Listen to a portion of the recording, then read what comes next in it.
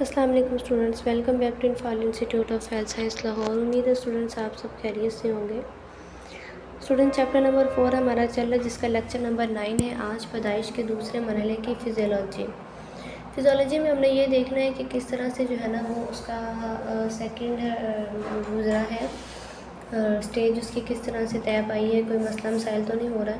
اس میں second stage آپ کو دکھایا گیا ہے کہ ڈائلیشن ہوتی ہے فرسٹ اسٹیج میں، اور سیکنڈ اسٹیج میں جو ہے نا وہ بیبی نے ڈلیور ہو جانا ہوتا ہے، ٹھیک ہے۔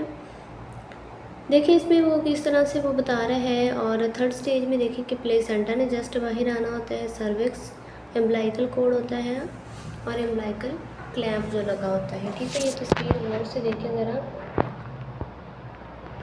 اس کے بعد وہ کہہ رہا ہے کہ جب ولادت کے پہلے مرحلے کی پہلی اسٹیج ختم ہو جاتی ہے اور دوسری کا آغاز ہو جاتا ہے تو پہلے سی علامات ظاہر ہوتی ہیں جن سے دوسرے مرحلے کی شناخت ہو جاتی ہے۔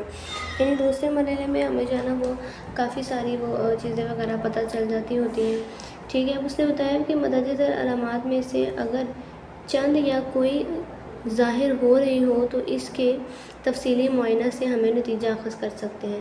یعنی ایکسپلسو یوٹرائن کنٹرکشن ہو رہی ہو، ڈائلیشن آف سروکس ہو رہی ہو، شو وغیرہ ہو، رپچر آف فور واٹر ہو جائے، سکریشن آف بلڈ اسٹین یا ویلوا، کچھ اس طرح کی کوئی بھی سکریشن وغیرہ ہو رہی ہو، ٹھیک ہے۔ اس کے بعد وہ کہہ رہا ہے کہ جسمانی تبدیلیاں، یعنی فزیکلی جو ہے نا وہ کیا تبدیلیاں آئیں گی کہ ولادت کے بعد کے دوسرے مرحلے میں جب پہلا مرحلہ جو ہے نا وہ کمپلیٹ ہو جاتا ہے تو سروکس کی ڈائلیشن جو ہے نا وہ سٹارٹ ہو جاتی ہے، ٹھیک ہے۔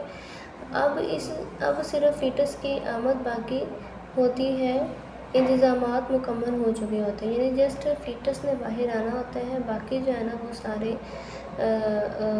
جو بھی مینجمنٹ ہوتی ہے وہ تقریباً ہو چکی ہوتی ہے، ٹھیک ہے۔ نیکسٹ اس میں وہ کہہ رہا ہے کہ اب اس میں دوسرے مرحلے کے لیے جب یہ فیٹس باہر آتا ہے تو چند جسمانی تبدیلیاں آتی ہیں اور ان تبدیلیوں کی وجہ سے دوسرا مرحلہ جو ہے نا وہ کمپلیٹ ہو جاتا ہے۔ وہ کون سی تبدیلیاں ہیں؟ ٹیشو ڈسپلیسمنٹ ہوتی ہے، سیور یوٹرائن کنٹرکشن وغیرہ ہوتی ہے، عضلات کا تبدیلنا، ٹھیک ہے، یعنی ایک جگہ سے دوسری جگہ جو ہے نا وہ ہٹ جاتے ہیں اور نئی جگہ اختیار کر لیتے ہیں، اور ایکسپلینیشن ہوتی ہے۔ اس طرح سے کر کے جو ہے نا وہ ہمیں پتہ چل جاتا ہوتا ہے کہ لیبر کا جو ٹائم وہ اب کس لیول پہ پہنچا ہوا ہے۔ اس کے بعد وہ کہہ رہا ہے کہ اس دوران مجری البول یعنی یوریتھرا میں کھچاؤ آ جاتا ہے اور اس کھچاؤ سے پتلی ہو جاتی ہے اور عقب کی جانب سیکرل کرو کے ساتھ یہ ہموار ہو جاتی ہے، یعنی بالکل سیدھی ہو جاتی ہوتی ہے۔ یوٹرس کا کنٹرکشن اس نے آگے آپ کو بتایا ہے، اور یوٹرس کا کنٹرکشن آپ کو پتہ ہے کہ سیکنڈ اور تھرڈ اسٹیج دونوں میں یہ جاری رہتا ہوتا ہے، ٹھیک ہے۔ اور اس میں وہ کیا کہہ رہا ہے کہ یوٹرائن کنٹرکشن کی شدت کے ساتھ اس کا دورانیہ طویل ہو جاتا ہے، آدھا یعنی 1/2 منٹ تک رہنے والی درد 3/4 منٹ تک آ جاتی ہوتی ہے، ٹھیک ہے، یعنی اس کا دورانیہ جو ہے وہ بڑھ جاتا ہوتا ہے۔ پھر وہ کہہ رہا ہے کہ رحم یعنی یوٹرس کا بلائی سیگمنٹ شدید کنٹرکشن اور ریٹرکشن کی زد میں ہوتا ہے، ٹھیک ہے، اور یوریٹرس کے زیر سیگمنٹ یعنی لوور سیگمنٹ جو ان تبدیلیوں کے زیر اثر ہوتے ہیں باریک اور یعنی مطلب کہ تھن سے ہو جاتے ہیں۔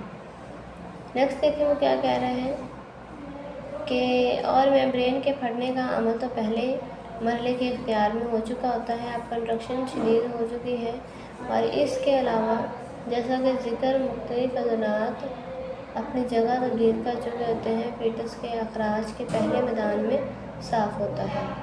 پھر وہ کہہ رہے کہ اس مرحلہ پر حاملہ کی شعوری کوشش بھی فیٹس کے اخراج کے لیے شامل ہوتی ہے، یعنی مینٹلی وہ بھی تھوڑا سا جو ہے نا وہ کوآپریٹ کیا کرے۔